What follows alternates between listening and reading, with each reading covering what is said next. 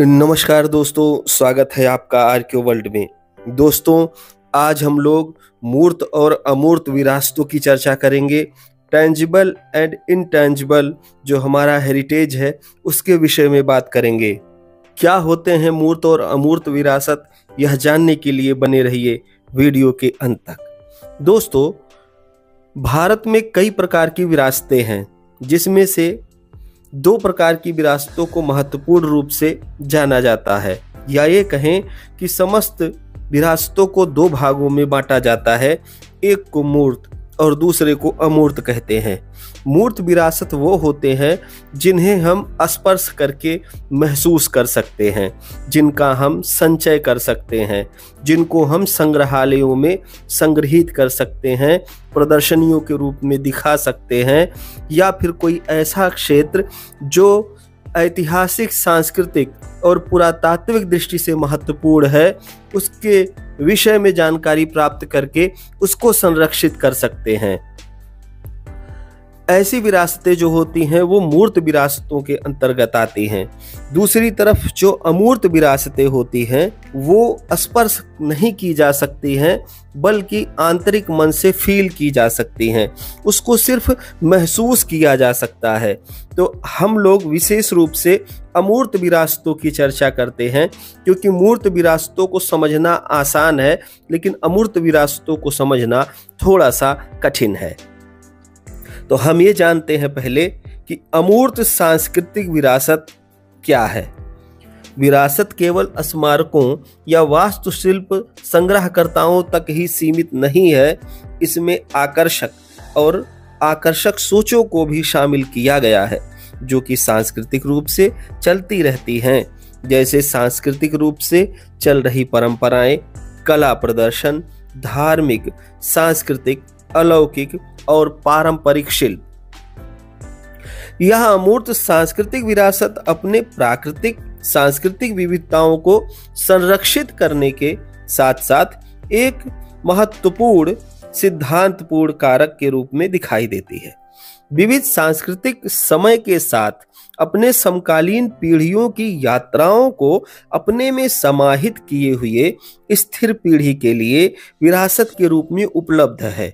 जैसे जो हमारी मान्यताएं हैं, जो हमारे सांस्कृतिक रिचुअल्स हैं, जो हमारी जनश्रुतियां हैं, जो हमारी अनुश्रुतियां हैं, वो हमारे एक प्रकार से अमूर्त विरासत के ही रूप हैं।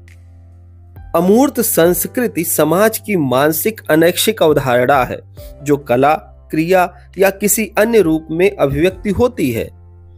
उदाहरण स्वरूप, योग समान अभिव्यक्ति का एक रूप है। भारत में योग एक दर्शन भी है और जीवन पद्धति भी। यह विभिन्न शारीरिक तंत्रों द्वारा भौतिक और आध्यात्मिक विकास का मार्ग प्रशस्त करता है। तो हम जानते हैं कि योग जो होता है वो फिजिकल रूप से किया जरूर जाता है, लेकिन जो उसके तत्व हैं वो आंतरिक हैं, वो महसूस करने की चीज़ है, वो अपने अंतर मन में जा करके झांकने की चीज़ है, और ऐसी चीज़ें हमारी अमूर्त विरासत की श्रेणी में आती हैं। अब हम देखते हैं कि भारत में अमूर्त सांस्कृतिक विरासत का स्वरूप क्या है। भारत की संस्कृति सांस्कृतिक विरासत के रूप में माने जाने वाले गीत, संगीत, नृत्य, थीम्स, लोक परंपराएं, मंच कलाएं, रीति परंपराएं, साहित्यिक बोलियां, संग्रह और लेखन का नमूना देश का सबसे बड़ा संग्रह कहलाता है। अमूर्त सांस्कृतिक विरासत की सूची 2008 में स्थापित की गई थी, जब सांस्कृतिक विरासत की सुरक्षा के लिए सम्मेलन लागू किए गए थे। चित्रण की अमूर्त सांस्कृतिक विरासत के दो भाग हैं: मानवीय सांस्कृतिक विरासतों की प्रतिनिधि सूची और प्राकृतिक सुरक्षा की आवश्यकता में अमूर्त सांस्कृतिक विरासतों की सूची। सांस्कृतिक विरासतों के चित्रण की प्रतिनिधि सूची में एक तत्व को शामिल करना आवश्यक है। अब हम देखते हैं कि दर्शन की सांस्कृतिक विरासत से संबंधित कुछ प्रमुख तत्वों को। अध्यात्म यह है कि भारत में अलौकिक सांस्कृतिक विरासत के रूप में भी मान्यता दी गई है। अमूर्त सांस्कृतिक विरासत, जिसको ICH कि राष्ट्रीय सूची का उद्देश्य भारतीय अमूर्त विरासत में निहित भारतीय संस्कृति की विविधता को नई पहचान प्रदान करना है। इस राष्ट्रीय सूची का उद्देश्य राष्ट्रीय और अंतर्राष्ट्रीय स्तर पर भारत के विभिन्न राज्यों में मौजूद सांस्कृतिक विरासत तत्वों के संबंध में जागरूकता बढ़ाना और उनकी सुरक्षा सुनिश्चित करना है। उल्लेखनीय है कि यह प्रथम सांस्कृतिक मंत्रालय के विजन 2024 का भी हिस्सा है। वर्ष 2003 के सम्मेलन की सुरक्षा के लिए संस्कृति मंत्रालय ने इस सूची में समागम सांस्कृतिक विरासतों को प्रदर्शित करने के लिए 5 व्यापक डोमेन में शुरुआत की है। पहला है सांस्कृतिक विरासत के एक वाहक के रूप में भाषा, जिसमें सांस्कृतिक परंपराएं और अभिव्यक्तियां सम्मिलित हैं। दूसरा कला और प्रदर्शन। तीसरा है सामाजिक प्रार्थनाएं, अनुष्ठान और उत्सव। अगला है प्रकृति और ब्रह्मांड के विषय में ज्ञान और अभ्यास। और आखिरी है पारंपरिक शिल्प कौशल। अब तक इस राष्ट्रीय सूची में 100 से अधिक अमूर्त सांस्कृतिक विरासत और तत्वों को शामिल किया गया है। इसमें भारत की 13 अमूर्त सांस्कृतिक विरासतों को भी सम्मिलित किया गया है, जो कि अब बढ़ करके 15 हो गए हैं। यूनेस्को ने मानवता की अमूर्त सांस्कृतिक विरासत को शामिल किया है। संस्कृति मंत्रालय द्वारा इस राष्ट्रीय सूची को समय के साथ अद्यतन किया जाएगा। इस तरीके से हमने जाना कि अमूर्त विरासतें क्या हैं, उसके लिए भारत में क्या क्या किया जा रहा है, कौन कौन से नए नियम बनाए जा रहे हैं कि अमूर्त विरासतों को संरक्षित किया जा सके। जैसे कई ऐसे महत्वपूर्ण पर्व हैं, ऐसे शिल्प हैं, ऐसी कई परंपराएं हैं, लोक परंपराएं हैं, कथाएं हैं, उनको संरक्षित करने का प्रयास किया जा रहा है और ये हमारी अमूर्त विरासत के रूप में जानी जाती हैं। तो कुछ ऐसी अमूर्त सांस्कृतिक विरासतें हैं जिनका संरक्षण किया गया है और वो करीब 15 हैं। हम इसको एक श्रृंखला में देखते हैं। तो प्रारंभ करते हैं अमूर्त सांस्कृतिक विरासतों को और उनके वर्ष को। तो यूनेस्को द्वारा मान्यता प्राप्त 13 जो अमूर्त सांस्कृतिक विरासतें हैं उनके विषय में चर्चा करते हैं, जो बढ़कर के अब 15 हो गए हैं, लेकिन हम लगभग 14 के विषय में जानेंगे।